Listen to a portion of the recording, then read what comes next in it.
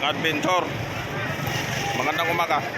Mayroong kaunting mayroon silang programa dito sa Nara, Palawan na tinututulan yung mining at saka coal. Ang daming tao. Ayan oh. Nasa likuran nila yung coal. Oh. Ayan oh. So napakarami kami dito ngayon. Ayan oh. Maraming ano. Ayun. Oh. Sobrang dami. Nasa ano yan, adventure. Kulang-kulang 200 o mahigit pa. Oh.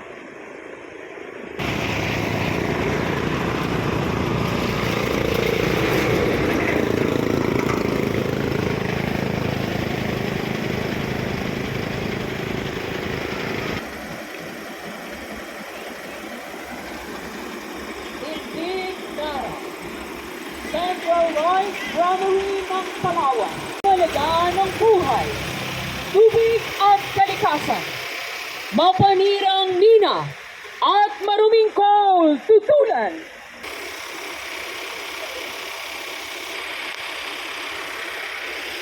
Mga adventure, tatawid tayo. Ayan o.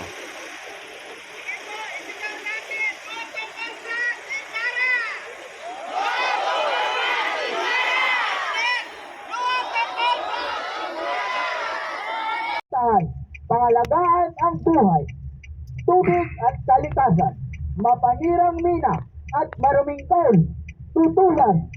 Tindig Nara Central. Mapanirang mina at maruming coal tutulan. Mapanirang mina at maruming coal tutulan. Protektahan, pangalagaan ang buhay, tubig at kalikasan, mapanirang mina at maruming coal tutulan. Tindig Nara Central Rice Granary ng Palawan. Protektahan, pangalagaan ang buhay, tubig at kalikasan, mapanirang mina at Tindig Nara Central Rice Granary ng Palawan. Protektahan, pangalagaan at kalikasan, mapanirang mina. Central Rice Granary ng Palawan. Protektahan, pangalagaan ang buhay, tubig at kalikasan, mapanirang mina. Mga adventure, nandito na tayo sa Barangay Malinaw. Una po ni Honorable Armand Pamoso. Magandang umaga po sa inyong lahat. Narito po ang Alyansa Nara na binubuo ng iba't ibang sektor ng ating pamayanan. Kasama po ang mga magsasaka, mangingisda, mga katutubo, mga kabataan, senior citizen. Ang ating pong pinakalayunin, manawagan para po sa mahigpit na pagpapatupad ng mga batas pangkalikasan, pagkilala sa karapatang konstitusyonal, sa balanse at malusog na ekolohiya, at pananagutan sa lahat ng desisyon kaugnay ng pagmimina at enerhiya na meron pong epekto sa Nara at sa buong lalawigan ng Palawan. Ang Pangulo ng IA, Ginoong Romel Del Rosario.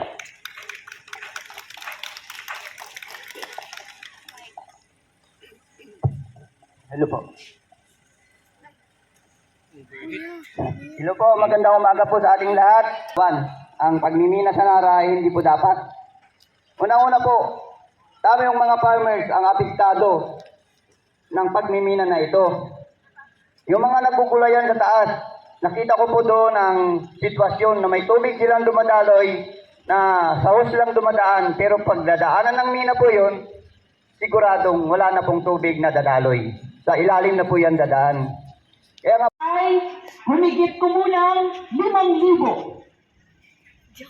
Ilan lang po tayo dito, pero ang ayaw talaga ng mina sa kasalukuyan, yung nakapirma pa lang po na ibibigay natin sa Barangay Council, ng Barangay Malinaw ay more or less 5,000 signatures. Dahil ang pagmimina 2004 pa rin nangyari. Ito ang binabalita ko sa inyo, 2004. Ano ba yun ang ibigay ng mina sa kayo ng Nara? 2026 na ngayon. Maunlad pa yung Malinaw at saka Udo sa Bato-Bato.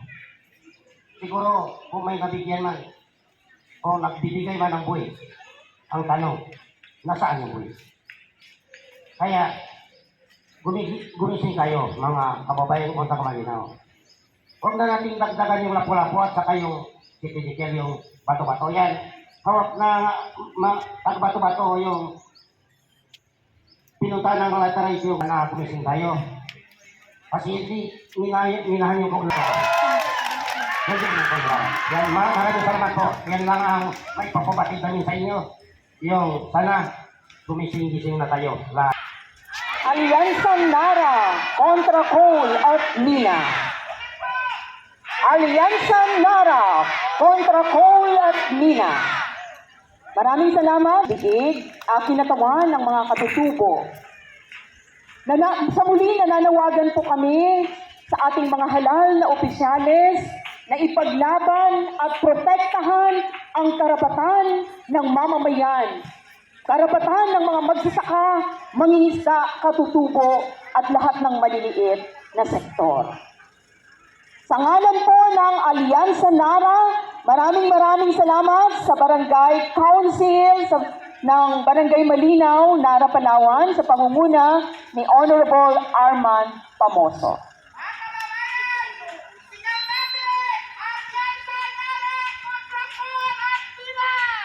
Alyansa Nara kontra Cole at Mina. Maraming salamat po, Barangay Malinaw!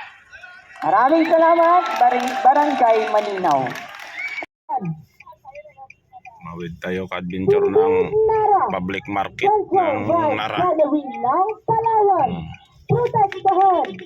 Pangalagaan ng buhay. Tubig at kalikasan. Central Rice Granary ng Palawan. Protektahan. Pangalagaan ng buhay.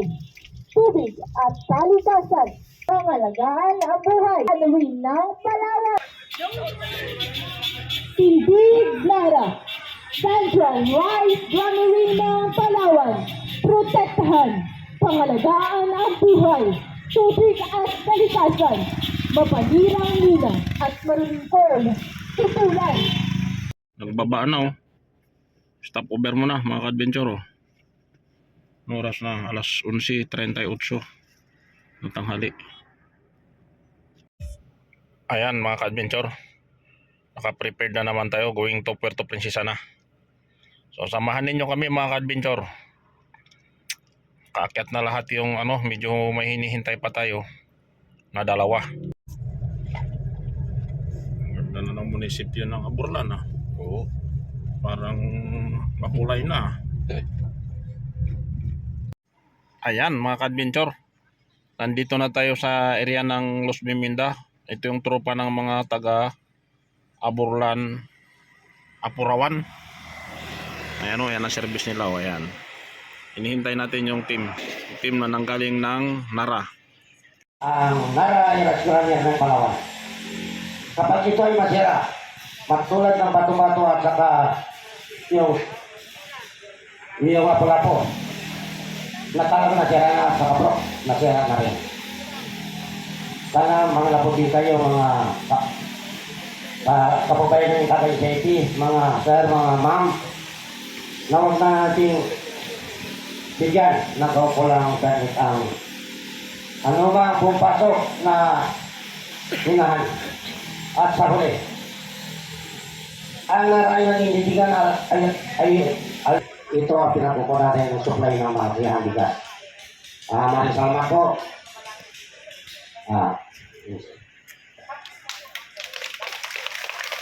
Tama, Ginoong Aguilardo Diig.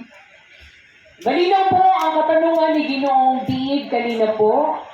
Unang, paano nakapag-operate for exploration o nakapagsagawa ng exploration ang Redmond Consolidated Mines nang walang Certificate of Precondition mula sa National Commission on Indigenous Peoples.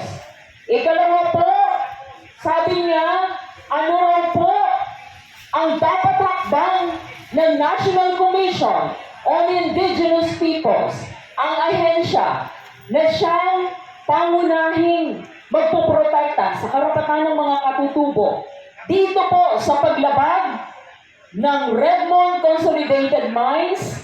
Nagkaroon ng exploration na wala pong Certificate of Precondition mula po sa inyong tanggapan. Ngayon naman po, tawagin natin ang isa pang kinatawan ng mga katutubo, Ginoong Tantan Tangsay.